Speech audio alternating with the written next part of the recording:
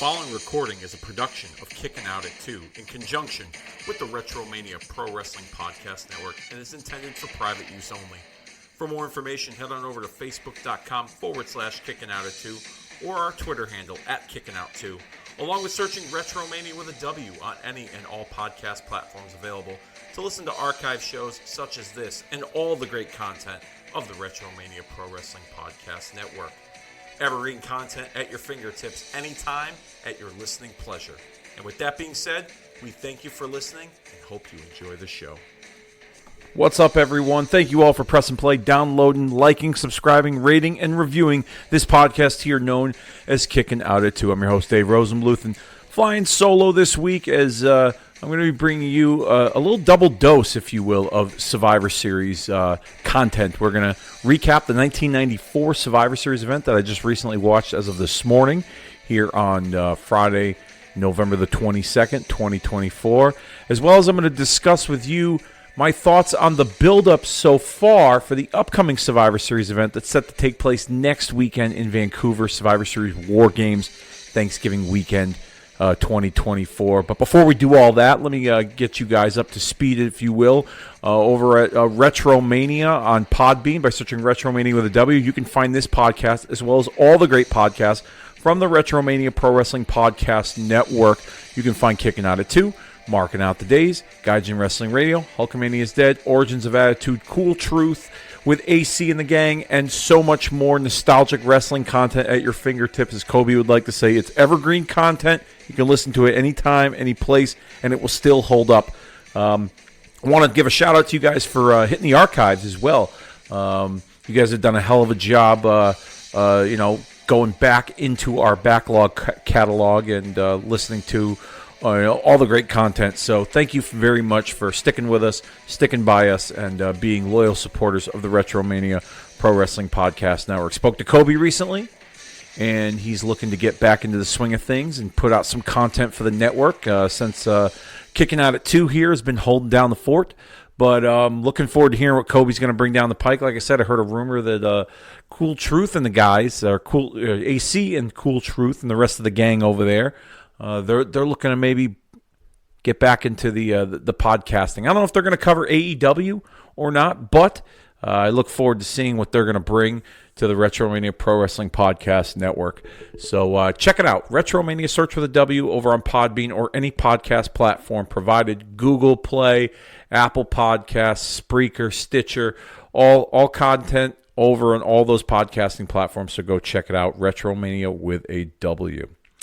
All right, so before we get into the the Survivor Series 1994 recap, I thought I would share with you my thoughts on this year's build-up for the Survivor Series WarGames event, which is set to take place next weekend, November 30th, 2024, from Vancouver, British Columbia, headlined by two WarGames matches. The first WarGames match will be the women's match, which will see Rhea Ripley's team consist of herself, Naomi, Jade Cargill, Bianca Belair, and who's the fifth girl? Oh, Io Sky. I'm sorry. I'm totally drawing a blank here.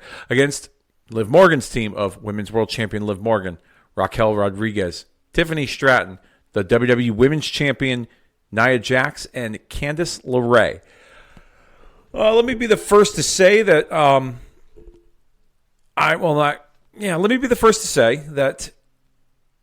I feel like that the WarGames concept, while it's been presented to us on the main roster the last couple of years as a focal point of Survivor Series, it's now starting to become what Hell in the Cell was in more recent years, being a gimmick pay-per-view.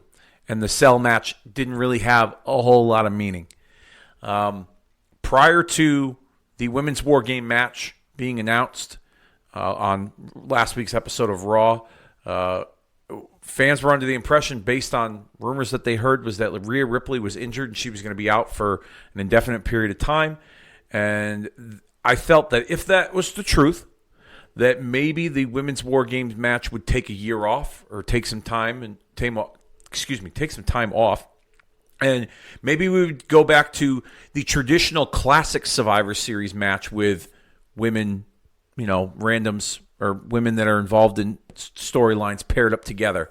But with Rhea Ripley now back in the fold, she's captaining a team. She's had a long-standing rivalry with Liv Morgan dating back to the summer.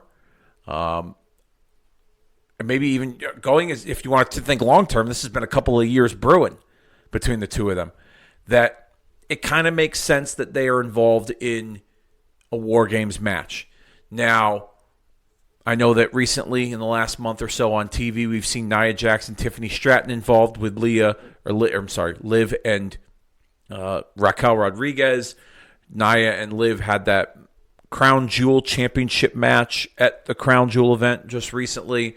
They've been kind of getting involved in each other's business, intermingling the brands, if you will, between Raw and SmackDown once again. Now, I wouldn't say watering down the brand extension, but kind of muddying the waters, if you will. And so they've had some sort of, an alliance on television. What's interesting about this that I don't think people have really caught on to is the fact that Bayley, who is a big name in the women's division, is not involved in this WarGames match. And I'm okay with that because Bayley has had her issues with Nia Jax and Tiffany Stratton. And Bayley, but also on television, has been trying to repair her friendship with Naomi, as well as trying to navigate the waters with Bianca Belair, who she's had a rough go around with in more recent years as a storyline. Excuse me, I'm really losing it here today. I apologize. Anyhow, it's made sense in my mind for her not to be involved. And also, too, with Io Sky in the mix, they have history as part of Damage Control, and Damage Control kind of booted Bayley out of the group. So it would make sense for Bayley to not be a part of this women's match. What I was kind of hoping for was that if they were to introduce this WarGames match, that they were going to, and if it was going to be the players involved, like Liv and Rhea, captaining aside, that Liv's team was going to bring in some kind of mystery partner, maybe even a Charlotte Flair.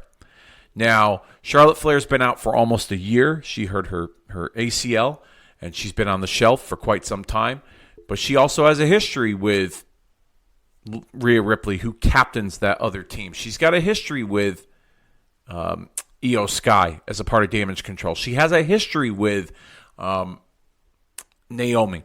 So I was kind of hoping that this was how they would reintroduce Charlotte. In the short term, she would be brought in as a heel, but eventually, maybe even during the match, we would see some wrinkles in the armor, and Charlotte would turn on her team, or they would turn on her, and Charlotte would become a babyface, and moving forward, Charlotte would maybe start a program with a Nia Jax, or even a Liv Morgan. Who knows?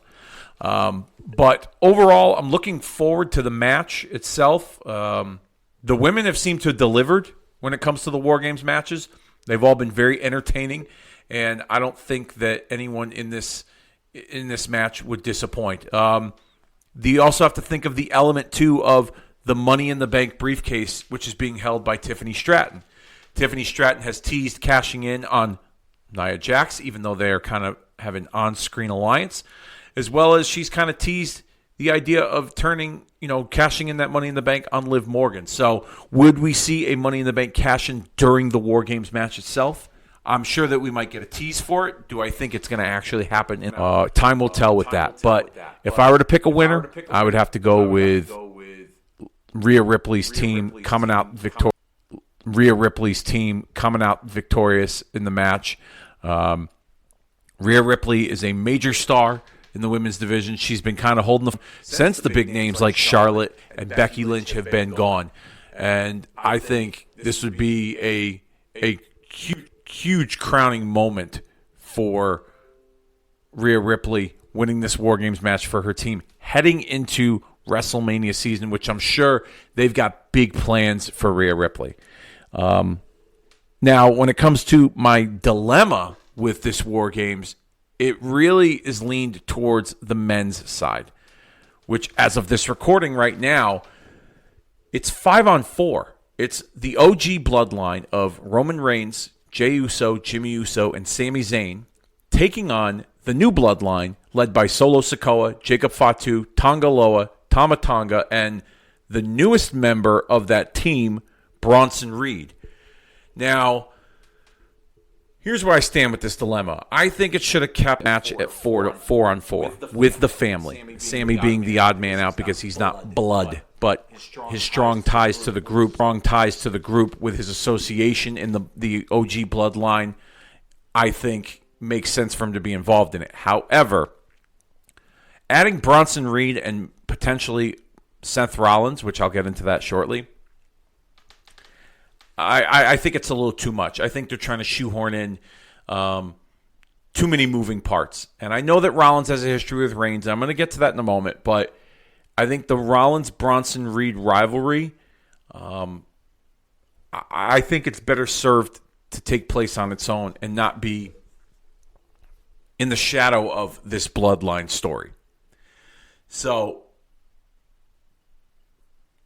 like I said, keeping it at 4-on-4 would have made the most sense. Family, which, from what I gather, Lance Anoa'i, who had just recently signed a WWE developmental deal. I believe Hikuleo, who is the brother of Tama Tonga and Tonga Loa, he had signed a deal with them more recently, or he's going to. Those options would have made sense. Even a Cody Rhodes would have made sense in this story, considering he has teamed with Roman Reigns just more recently at the Bad Blood pay-per-view against Solo Sikoa and Jacob Fatu.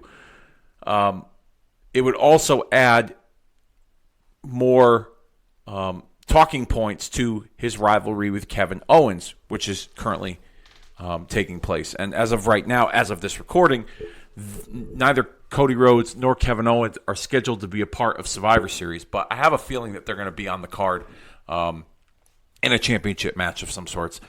With tonight SmackDown taking place and there's a scheduled face-to-face confrontation, I have a feeling we might get that match booked for Survivor Series. But, I'm not going to try to think too far ahead. Anyways, why do I think Seth Rollins is not a good idea to be the fifth man for this OG Bloodline team? Because Seth Rollins' character, and this is what I like about WWE currently, they have really stepped up the continuity and they've really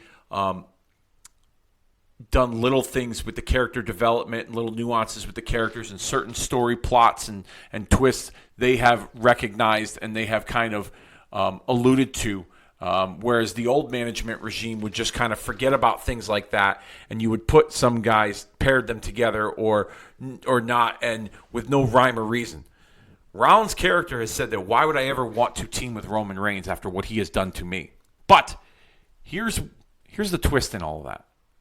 It was Seth Rollins' character that fired the first shot at Roman Reigns by hitting him in the back with a chair and breaking up the Shield and going solo with the backing of management on television back in 2014, over 10 years ago. It was Seth Rollins' character who really planted the seeds of mistrust in Roman Reigns that eventually led him to become this tribal chief where he did things on his own, this tyrant, as Seth Rollins would explain. So it would really go against Seth Rollins' better judgment if he were to team with Roman Reigns. Here's the other plot holes I find in this OG Bloodline reunion that has led us to this WarGames. And I think that they're doing part of this on purpose, but Roman Reigns apologizing for his actions towards Jay, towards Jimmy, and towards Sammy. That hasn't happened yet, okay? Those three have not gotten their apology for the way Roman has treated them under his leadership previously in the Bloodline. I think that needs to happen. Now, I know that Jimmy and Jay have kind of put that off to the side for the sake of family to fight with Roman, but it was acknowledged on TV recently that Roman had to apologize to Sammy at the request of Jay, and that didn't happen. But Roman accepted Sammy to be a part of his team because he knew what he was capable of and what he could bring to the table for the group because of his previous tenure in the group. So I think they're building up towards that apology. But realistically speaking, we're seeing wrinkles in the armor of this OG Bloodline reunion, and they're making it look that way because of the issues from the past. They're not on the same page. Is Roman to be trusted? Roman's still the same person he was before. These guys have their tension and their resentment towards him, yet they are still teaming with him for a greater common goal. Can they put all those differences aside? I like how they've explored that avenue of the differences that they've had in the past, while still trying to get to that common goal of getting the match to WarGames. It would also really... Now, if they were to go the route of Seth Rollins as the fifth man, a part of this team, there would need to be a lot of creative writing and thinking on their parts to get to that point. And I don't doubt that they have a plan in place for that. You have Roman Reigns here. You know, he's the only one so far, up until tonight's SmackDown, which we'll find out later, that hasn't spoken or acknowledged Seth Rollins being a part of this team. Sami Zayn, Jey Uso, Jimmy Uso, they've all agreed that Seth would be a good fit as this fifth man. Roman hasn't said a word about it. And I feel like we need to see some kind of confrontation, verbal confrontation between the two of them to air out their differences, with Roman in a very roundabout way reaching out to Seth and saying, I need you for this Survivor Series team. You could even go as far as having Roman apologize to Seth for his actions towards him in recent years, in hopes that convinces Seth to join the Survivor Series team. I don't know if that's going to happen, but it would be very intriguing if he apologized to Seth first, but didn't apologize to the rest of his bloodline group, especially his cousins, Jimmy and Jay. Forget about Sammy. That could really create even more tension between the two of them. It's like, he got an apology before us? We're your blood. We're your family. What are you doing? That could really set the stage eventually for a possible showdown with Roman and Seth, a possible showdown with Roman and even Jimmy or Jay, or even Sammy. Now, Seth, on the other hand, he doubled down and said, I will never team with him under any circumstances. But like I said earlier, Seth fired the first shot turning on Roman when they were in the Shield together. So there would need to be some kind of acknowledgement on Seth's part regarding his role in that, as well as acknowledgement from Roman that it was Seth who really planted the seeds of mistrust 10 years ago. I feel like a lot of that's going to have to take place within the next week and a half, almost, before we get to Survivor Series. I don't think we'll see all of it, but I think we'll see some of it in this build-up, if Seth Rollins is that fifth guy. Now, let me come up with some alternatives for you, because I've been going down the rabbit hole as far as alternatives for you. Let's just say, for argument's sake, that coming up on SmackDown tonight, or even this Monday's Raw, we see Rollins and Bronson Reed. They can't seem to get past their issues. They're fighting each other any time they can. Management officials, they're having a problem with this. They need this settled. And Adam Pearce decides to pull Bronson Reed from the WarGames match and book him in a Falls Count Anywhere match with Seth Rollins at Survivor Series. Let them beat the crap out of each other all over Vancouver, British Columbia, and settle their differences once and for all. That would then go back to the 4 versus 4 Survivor Series WarGames match between the OG Bloodline and the New Bloodline. Now, it could also leave an opening for each member getting another fifth man, if they were to not go 4 versus 4 and go 5 versus 5, if they were to come up with the scenario that I just presented of Bronson and Rollins for the Falls Count Anywhere match, then I could see Cody being that fifth man, because Roman is teamed with him. They now have some sort of level of trust with each other. Cody's familiar with this new bloodline. As far as the fifth man goes for the New Bloodline, there's 2 different ways you can set this up. You can put Kevin Owens on that team because of his issues with Cody Rhodes and his real issues with the original Bloodline. Maybe Kevin puts his differences aside with this new Bloodline because he knows that they weren't the crux of his issues for the past several years. It was really Roman, Sammy, Jimmy, and Jay. And Kevin joins this group. Now, we have yet to see an interaction between Kevin and Sammy on TV, because I think that's crucial if Kevin and Cody were to be added to this WarGames match. Kevin's the one that kind of convinced Sami to remove himself from this original bloodline because of the way he was being treated. Even though Kevin and Sami had issues with each other, Kevin still cared about him. And then eventually Kevin came around and him and Sami reunited, and they main evented night 1 of WrestleMania 39 last year and became the tag team champions, defeating the Usos. So I feel like there would need to be some kind of moment to take place on television. Like maybe Kevin has just gone off the deep end. Cody and his issues with management have already sent him over the edge, but this sends him into another stratosphere, seeing Sami on this team. We've yet to see that.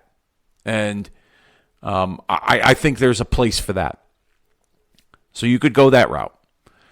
Or you could go the route with, let's say Kevin is suspended by management because of his actions, because of his assault on Randy Orton and injuring Randy Orton's neck and back. His ongoing issues with Cody. Management is not giving Cody what he wants, and that's the match against Kevin Owens. So the Bloodline recruits Cody, the OG Bloodline recruits Cody to be the 5th man. And the new Bloodline says, we will have a 5th man, and he will show up at WarGames. And that 5th man, the last entrant for the new Bloodline WarGames, is the final boss, The Rock. Now, we saw The Rock appear at Bad Blood, and at the end of that match, he kind of signaled to Roman and Cody and did the finger across the throat and walked out with everyone guessing what that could mean. Now, if you saw the video, you can go back and find it on social media. Rock showed 3 fingers and then did that throat slash. What do those 3 fingers mean? Does it mean I pinned Cody 1, 2, 3, I deserve a shot at the title? Or is it, Roman, 3 strikes and you're out? Meaning, first strike, you lost the championship at WrestleMania and disappointed the Bloodline. Second strike, you teamed with Cody Rhodes. What's the third strike? Would the third strike be Roman reintroducing Sami Zayn and Jay and Jimmy to the mix and reuniting the OG Bloodline? Would the third strike be Roman giving in and agreeing to team with Seth Rollins as a part of this WarGames match? Either way, I feel like we're going to get an appearance from The Rock at the end of that match, and it's going to answer some more questions regarding his role in all of this. And I personally think he's the guy behind this new bloodline. He's the one that he said last year when he made his appearance on that first episode of Monday Night Raw of 2024 that I want to sit at the head of the table. Well, the only way he's going to sit at the head of the table is if he dismantles the table and rebuilds it himself. And it feels like this is where we're getting to. That he kind of put Solo in charge for the interim to get this new group going, to eliminate this OG bloodline and to eliminate all the weak links so that he could be the one to sit at the head of the table. He already laid out the challenge the night after WrestleMania to Cody Rhodes for the championship. So I would imagine the rumor is that they want to do Cody and Rock at WrestleMania, but the rumor also is they want to do Rock and Roman at WrestleMania. And there's even talk of making it a triple threat match. I personally don't care to see the triple threat match. I think the bigger money is in Rock and Roman. I think we're going in that direction. I think we're going to get Rock and Roman at WrestleMania. I think on the road to WrestleMania, I wouldn't be shocked if we get Rock and Cody at the Royal Rumble for the championship. Or maybe even an Elimination Chamber in March in Toronto at Skydome or the Rogers Center, whatever you want to call it. But my dilemma overall was the fact that there's been some plot holes in this buildup, and I feel like that this should be the last year we get WarGames at Survivor Series. Treat WarGames like Hell in the Cell as a special match. You put this match out once a year maybe, or once every couple of years for certain moments. This is now, it's getting dangerously close to turning into what Hell in the Cell was. Oh, every year there's a Hell in the Cell pay-per-view, so that you got to put this match in the Hell in the Cell, even though it doesn't mean anything. That's where I feel we're going with this. So hopefully they can change my mind with that. But bottom line is there's been too many moving parts to get us to a 5-on-5 for the men's side. It should have just stayed 4-on-4. And with everything I just laid out, there's different avenues they could go, and different avenues I feel they may be going when it comes to WarGames and then moving beyond WarGames. We have Saturday night's main event coming up in December, and then eventually another one coming up in January is rumored, and then February's Royal Rumble, February 1st. So there's a lot there's a lot of time between now and then, but I feel like we're really going to start to see what directions we could be going in. Now, the last option for a fifth man in the WarGames match for the OG Bloodline is none other than CM Punk. He's rumored to be appearing at Survivor Series. He's not currently advertised, so that could change between now and next weekend, okay? There's been rumors that it's going to be him and Gunther at some point, whether that's at Saturday night's main event in December, whether that's at the Royal Rumble in February, I don't know. But the goal, from what I understand, is, from what I've read, is Punk and Rollins at WrestleMania. It was supposed to take place last year. It did not. This year, or coming up, I should say, that's the goal from what I've been reading. I could be mistaken. They could be going in a totally different direction, too, for what all I know. I'm just going by the rumors I read. And I know sometimes you got to take some of those with a grain of salt. Now, I feel out of all the scenarios I've just presented, Punk is the best choice for those five, for to be the fifth man for that team. And here's why. Number one, Punk's got a background and a history with Paul Heyman, who, by the way, Roman Reigns on last week's SmackDown tried to reach out to Paul Heyman, called him on his phone. The phone was out of service. Where does Paul Heyman stand in all this? Is Paul Heyman still loyal to his original tribal chief? Or has Paul Heyman been recruited by the new bloodline after they had beaten him half to death and took him out in Madison Square Garden? Or is he going to be loyal to somebody else? Maybe CM Punk. Maybe Paul Heyman returns and he's the key to getting the proper fifth man to round out that WarGames team, and he brings in Punk. Now, wouldn't it be ironic if the other three members of this group, Sammy, Jimmy, and Jay, are working so hard to recruit Rollins, and Roman is not 100% sold on it because of the history that the two of them have, and we get to match time, and it's still undecided who's going to be the fifth man on that team? Rollins has even gone as far as to say, I will let you know when the time is right. I'll give you my answer when the time is right. And you go into WarGames with the possibility of him being on that team or not. So right now it's advertised as 5-on-4. Okay? Even though Rollins wants a piece of Bronson Reed, he's still contemplating whether it's a smart move to team with his arch nemesis Roman Reigns to get a piece of Bronson Reed. And so it's match time. The last entry for the OG Bloodline, all of a sudden Paul Heyman comes out. And Paul Heyman is ready to introduce the fifth man. And then Seth Rollins' music hits. And he's agreed that I will be the fifth guy. I've decided to put my differences aside, and I will team with Roman Reigns and the rest of the bloodline so I can get a piece of Bronson Reed. And Paul Heyman looks at him at the top of the ramp and just says, it's too late. I've already found the fifth man. And out comes CM Punk. And that kind of regenerates that narrative that Rollins' character has been depicting in regards to CM Punk, that CM Punk just kind of weasels his way into top spots, and he's this part-time guy, and he's just here to steal somebody else's spotlight because he's been out of it for so long. That will really amp up their rivalry heading into WrestleMania. And I think that's the best option. I really do. Rollins has the night off, so to speak. Maybe even, later on in the night, Rollins is, involved in the match. He gets involved, attack CM Punk, cost the OG Bloodline the WarGames match, and then you could set something up at a later date with maybe Punk and Roman.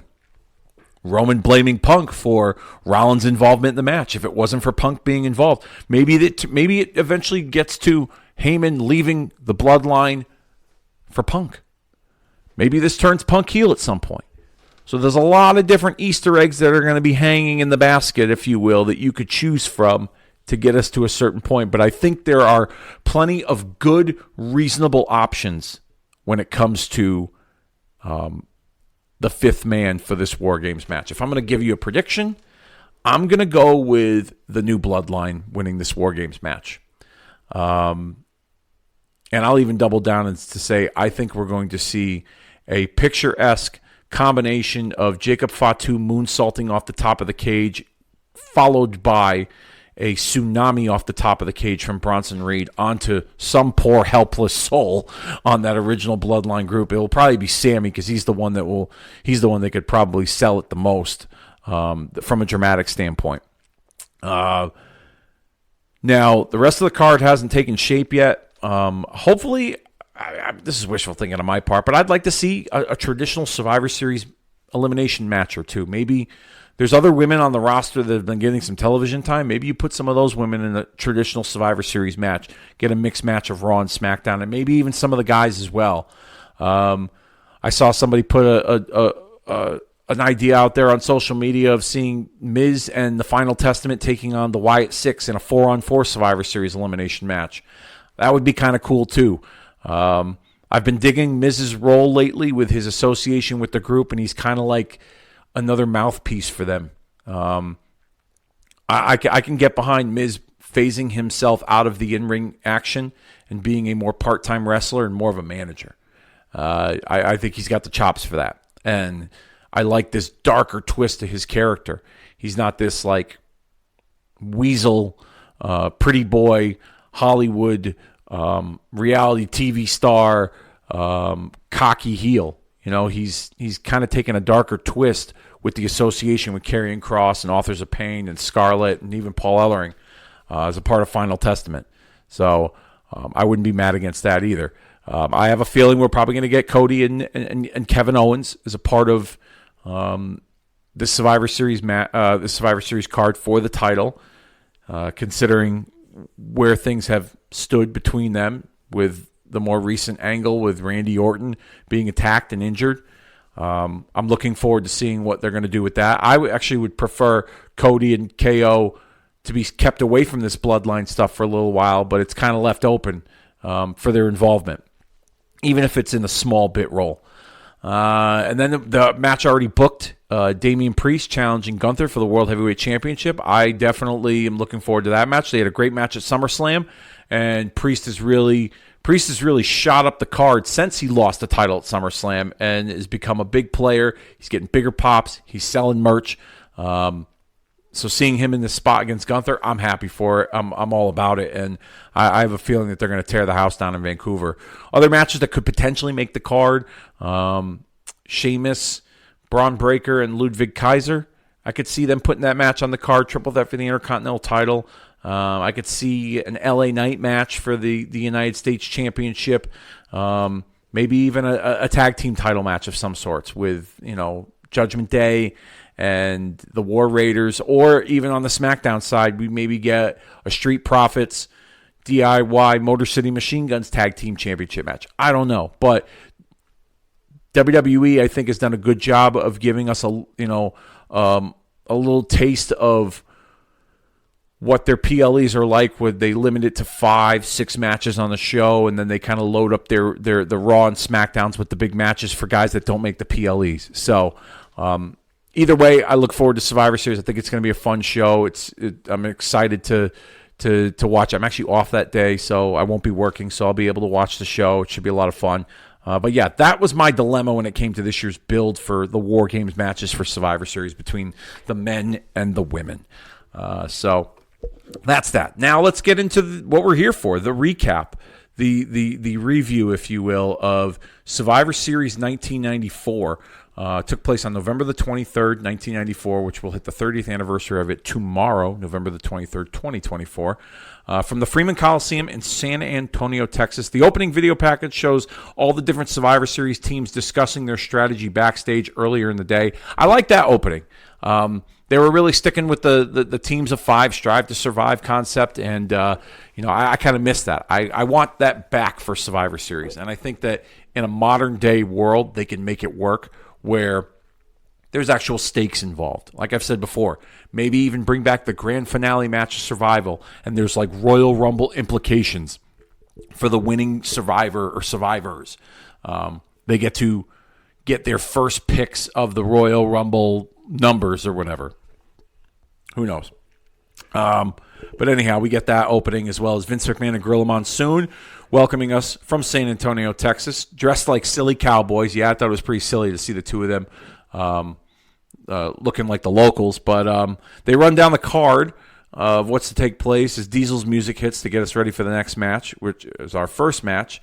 It's a Survivor Series elimination match. The Teamsters of Shawn Michaels, Diesel, Double J, Jeff Jarrett, Owen Hart, and Jim the Anvil Neidhart taking on the bad guys of Razor Ramon, the 1-2-3 Kid, the British Bulldog, and the Head Shrinkers. I'll say this. This match is all story, and it's really about the friction between Shawn and Diesel leading up to this match, with the mistimed super kicks from Shawn nailing Diesel in recent matches. But overall, this is a fun match. The crowd was really hot for it. Let me go down the eliminations in this order. Diesel would jackknife Fatu to cause the first elimination. Then he would jackknife the 1-2-3 Kid for another elimination. Then he would deliver another jackknife to Head Shrinker Sione for another elimination.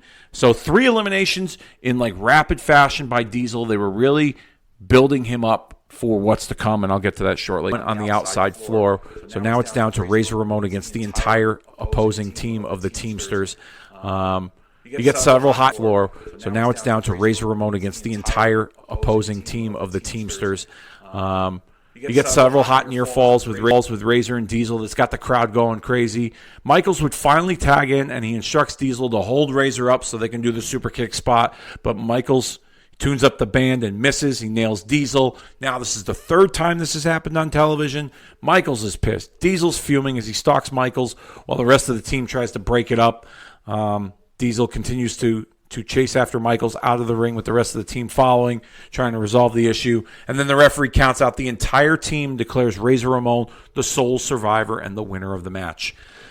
Fun match, but if I'm going to nitpick, weird contradiction here. So Davey Boy Smith gets eliminated by countout for fighting Jeff Jarrett and Owen Hart on the outside floor, who are not the legal men. But Diesel and Shawn Michaels, Diesel chasing Michaels up the ramp with the rest of the team to follow, who are not the legal men. So Michaels was the legal guy in the match, but the other 4 are outside on the floor. So the referee decides, well, I'm going to count out the entire team. I get it. It was for, the booking purposes of trying to enhance this story between Diesel and Shawn, as well as giving Razor Ramon an out and making him the sole survivor and winner of the match. Fun match, like I said. Crowd pretty hot to open up. But like I said, this was all story. We get backstage, and Tom Pettingill's chasing down Shawn Michaels as he's running out of the building. Shawn runs down Diesel, calling him ungrateful. He's an ingrate. He drives off in his car, basically severing his relationship with Big Daddy Cool. Next match is the Royal Family of Jerry the King Lawler, Queasy, Sleazy, and Cheesy taking on Clowns R Us, Doink, Dink, Wink, and Pink in a Survivor Series elimination match. Here are the rules. The midgets wrestle the midgets, or should I say little people wrestling the little people, and King and Doink wrestle each other. This was a comedy match. This was like pure Memphis, okay? Doink and King, they do the lion's share of the work, with the little guys on each team playing little bit parts throughout the duration of the match. We see the little clowns run in the ring and run over Lawler's chest as he's being held down by Doink. The Royal Midgets, they chase after them. They do the same thing, getting a laugh from the crowd. Lawler is irate with his own team. Lawler tries to then recreate that same spot with the roles reversed, but his team can't seem to do it right, falling over each other. Lawler shows more frustration at his team. Doink would then slam King and instruct Dink to cover him as he makes the count. Lawler would kick out and would continue with the midgets on each team, so on and so forth, which got a laugh. And then the Royal Family, They sat in the corner as this was all going on. Lawler decides to recreate the same spot, but the roles reversed. But it doesn't work in their favor. Doink then gets the King in an arm lock. Dink runs in, places a Burger King crown on Lawler's head to a mild reaction, followed by Burger King chants. Doink then puts Dink on his shoulders to fight Lawler. Lawler then instructs Sleazy to hoist him up on his shoulders to counteract, but his weight is too much, and they come crashing down to a pretty good pop. You get all the little people running the ropes as King and Doink are locked up. The clowns knock them down. Lawler then gets a pin, reversing a Doink crossbody, holding the tights for the first elimination of the match. So now Lawler, he can't continue the match because he just eliminated Doink. So now it's down to the little people. The eliminations continue as Queasy would eliminate Wink. Cheesy would eliminate Pink with help from Lawler while the ref is distracted. So now it's down to the Royal Family and Dink. And after all the shenanigans, the finish would come when Lawler distracts the referee. Dink has Sleazy pinned when the other Royal Little Person reverses the pin, and the referee counts to 3. Post-match, we see the King berating his team over their performance, saying that he did it all himself. They're a bunch of idiots. Lawler basks in his glory and tells his team to stand in the corner, but they want to celebrate. So then King takes all the credit for the win. The little guys defiantly continue to celebrate, which makes King mad. Then the clowns arrive. They gang up on King. They chase him after, all the way down the aisle until he's met with a pie to the face by Doink the Clown. This was what it was. It was a comedy match. It was a let-me-up match with the little person involvement. This was very sideshow, but for this era, it was expected with a character like Doink the Clown, and it actually wasn't terrible to watch. Todd Pettengill is backstage to break the news that we have a new WWF Women's Champion as Bull Nakano defeated Alundra Blaze in the Egg Dome in Tokyo. Bull Nakano would cut a promo in Japanese, and then Todd would talk slower and louder because that's how you solve a language barrier. You just talk slower and louder to someone that doesn't understand English, and then they're going to be able to understand you completely. That was very, very typical 90s, societal 90s type of jargon in this segment. They could have done without this to put this on the show, but they did, and nonetheless, it's there. Up next for the World Wrestling Federation Championship, we get Bret the Hitman Hart and the British Bulldog Davey Boy Smith in his corner, taking on Bob Backlund with the King of Hearts, Owen Hart in his corner for the WWF Championship in a submission match.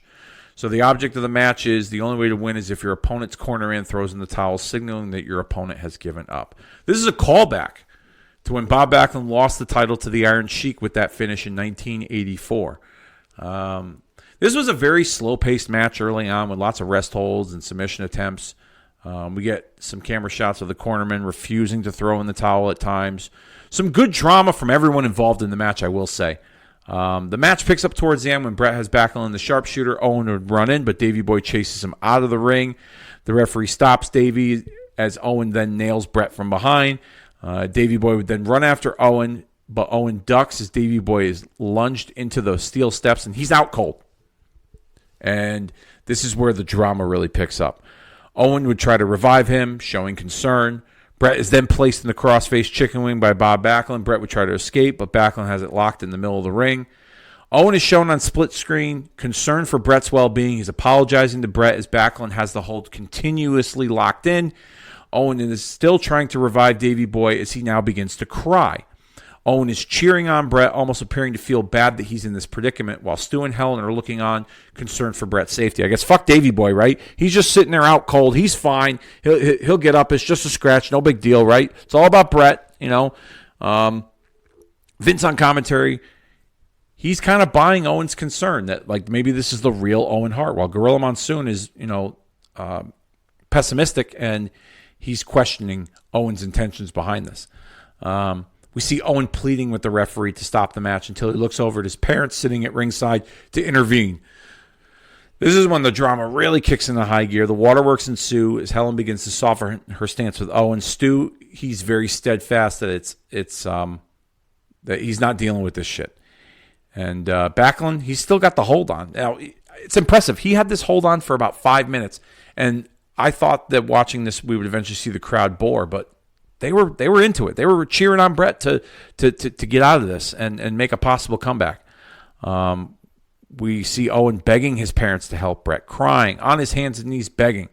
Owen would remove the guardrail to help Helen stand up as Stu refuses to interject himself. Owen hands Helen the towel, but Stu takes the towel from her. Owen continues to plead with Helen to throw in the towel as the crowd's chanting for Bret. But as soon as Stu isn't paying attention, Helen snatches the towel, throws it into the ring, signaling the end of the match, and your new WWF champion, Bob Backlund. Owen would then run inside the ring to confirm the winner with the referee, then run out down the aisle with Bret's towel to celebrate. And we see Bret helped to the back by officials and his parents. This was great drama. The match early on, it was slow-paced. Maybe it was designed this way. It just wasn't my cup of tea. It wasn't a bad match, but it wasn't great either. This is probably one of the best finishes to a title match I'd ever seen under the circumstances. It matches with Backlund's story of never giving up in his title match against the Iron Sheik and him blaming his manager Arnold Skoland, and then eventually, 10 years later, he snaps. Everything comes full circle. He finally wins the championship under similar circumstances that he lost the title to. Owen and Bret's family drama kind of mixed in here. It was a great end to a match.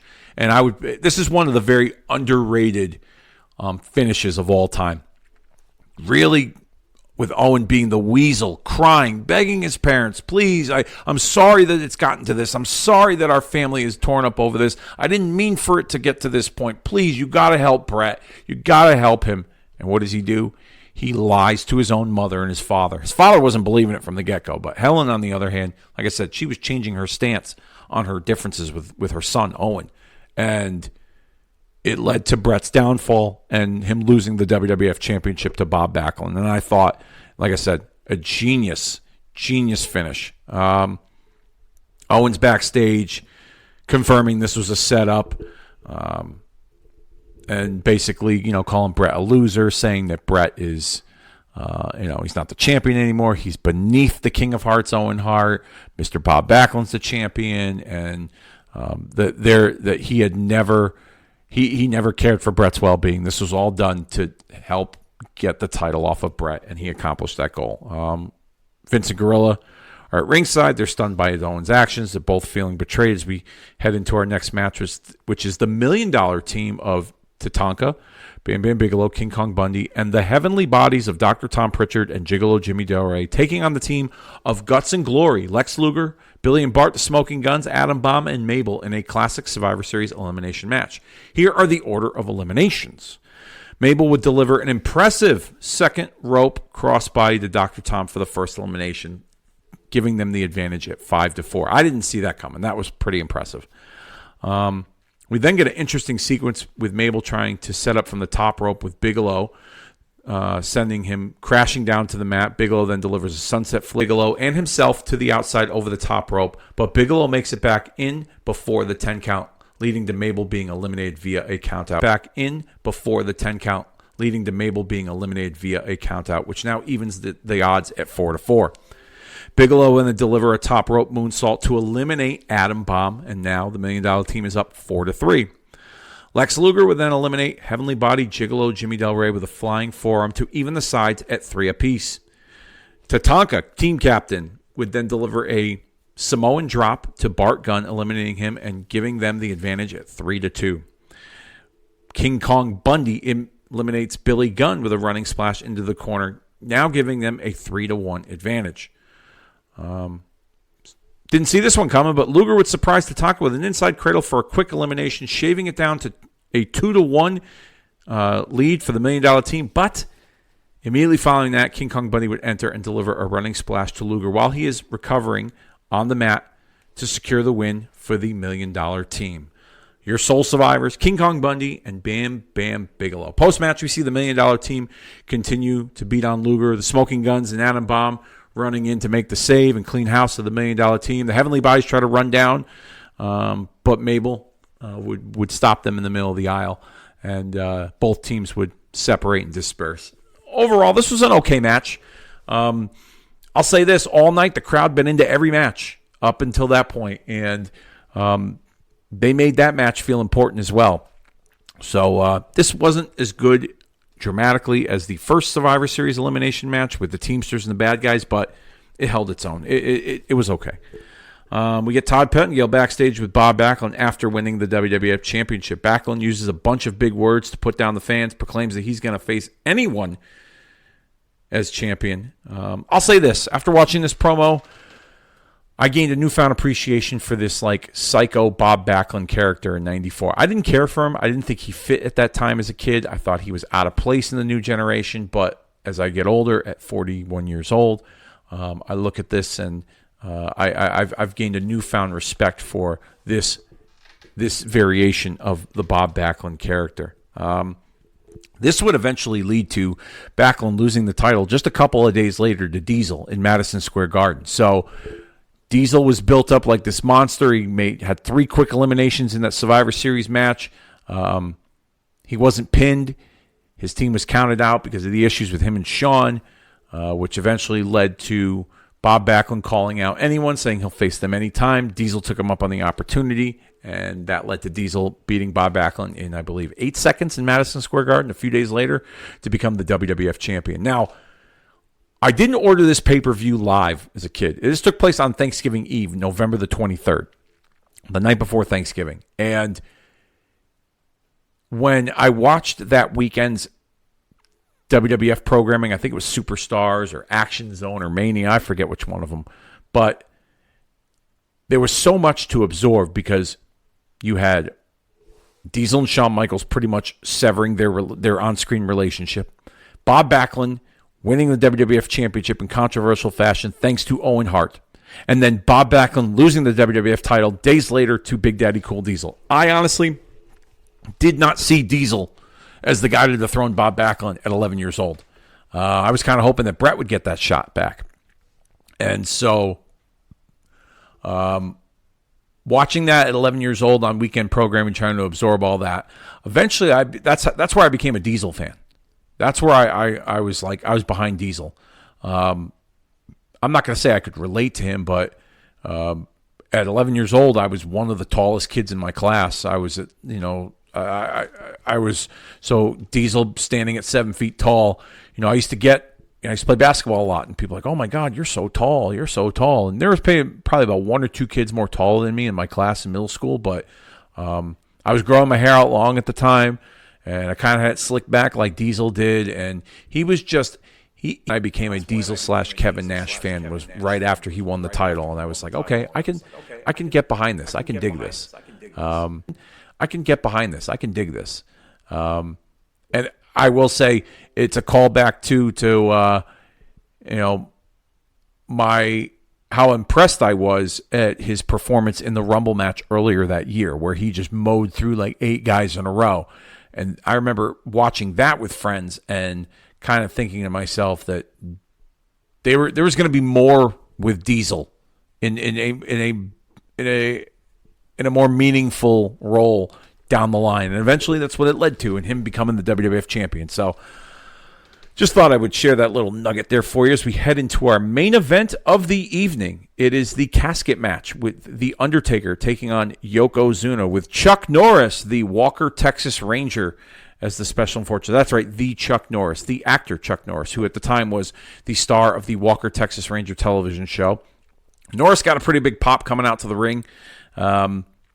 Walker, Texas Ranger was a big show at that time on USA. I believe it was either the lead-in or the show that took place after Monday Night Raw went off the air. I don't remember, but this match here was a pretty good match. Great chemistry with Undertaker and Yokozuna. It's no different than previous encounters. They can't have bad matches with each other. This was probably just as good as their Rumble match in '94, the casket match they had earlier that year. We get several attempts by both men to stuff their opponents in the casket. Yoko still being scared of the casket, which was part of the build-up heading towards the match at the Royal Rumble earlier in the year, which then led to Yokozuna and 9 other guys stuffing the Undertaker in the casket. Hence the reason for Chuck Norris as the special enforcer this time around. King Kong Bundy would make his way down to the ring to confront Chuck Norris with referees interjecting. We get a stare down between the two as Bam Bam Bigelow would then join Bundy to face off with Chuck Norris. Referees are then ordering them both to go to the back. Now, here's a little here's where I was a little confused. So the idea of Chuck Norris being the special enforcer was to make sure that nobody got involved in the casket match, that nobody would help Yokozuna interfere and, put Undertaker away in the casket like what took place at the Royal Rumble. So why is it that if Chuck Norris is assigned to be the special enforcer, they had 3 referees trying to stop King Kong Bundy and Bam Bam Bigelow from facing off with Chuck Norris? If Chuck Norris is a television martial arts legend, and you would think in this particular role as the special enforcer, and he just kind of stood there. So I thought it was kind of pointless in some way to have Chuck Norris as the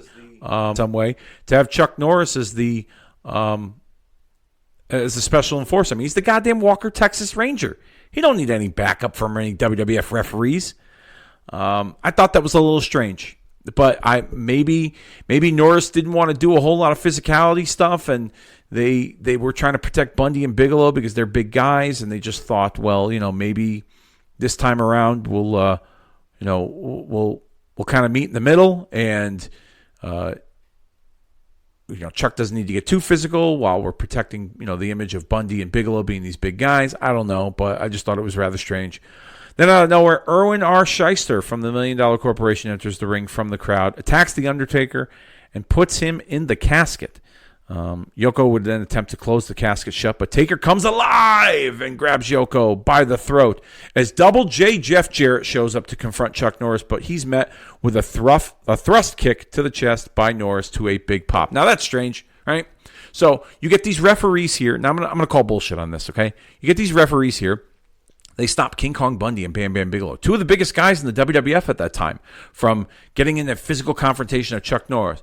But little old skinny Jeff Jarrett makes his way through that mess and manages to get to Chuck Norris. Come on now. I mean, that was obviously designed for someone to eat a thrust kick from Chuck Norris, and it wasn't going to be Bundy or Bigelow. It was going to be Jarrett. And Jarrett sold it well, and I thought it was pretty neat, and it got a pretty big pop. While this is going on, Undertaker would make his comeback and delivers a big boot to Yokozuna, sending him into the casket. But before he closes the casket, he grabs Mr. Fuji's Japanese flag from him, snaps the flagpole in half, and throws the flag in the casket with Yokozuna, shutting the lid and signaling the end of this match. The winner of the casket match, The Undertaker. Post-match, The Undertaker would salute Chuck Norris as Norris is standing outside the ring. Taker stands tall with Paul Bearer to end the broadcast. Overall, go back and watch the show. This is a fun show. It's not a home run event, but it certainly is a fun watch 30 years later. I'll say this. This was the era of just 4 pay-per-views at the time, so they didn't have a pay-per-view every month. So if I was lucky enough to ask my parents at that time, because like I've said before on this podcast numerous times, I picked and chose which shows I was going to watch, or it's going to ask my parents to let me order, because normally I heard no a lot. This wasn't one of them, but I would imagine if I did ask them to order this and it was the night before Thanksgiving and I didn't have to go to school the next day, there's a good chance they probably would have let me order it, and I probably would think of this show in very high regard because I watched it live as it happened. It was on a Wednesday night. It took place, right before a holiday. Didn't have school. I have a good feeling that I probably would have enjoyed this show 30 years ago just as much as I enjoyed it now, without nitpicking at certain things that I just mentioned. So go check it out, Survivor Series 94 on the Peacock. Thank you all so very much for press and play, hitting download, liking, subscribing, and rating, reviewing this podcast here on the Retromania Pro Wrestling Podcast Network. Got some fun stuff headed your way as we gear towards the end of 2024, going into 2025. Hope you all have a wonderful and happy Thanksgiving. Be thankful for what you have in your lives currently, your health, your family, your friends, your peace of mind. And keep all of that in mind as you feast over some lovely food, watch some football, and then even for you wrestling fans that are listening, gear up for Survivor Series on Saturday, because I know I'll be grateful, as you should be grateful every day for what you have in life, because there are people out there that have less than you that want what you have, And so be grateful for what you have, because it could be gone in an instant. So happy Thanksgiving, everybody. Hope you all have a safe and healthy and happy holiday. And I think it's time we put this show officially down for the 3 count, and we will see you all next time.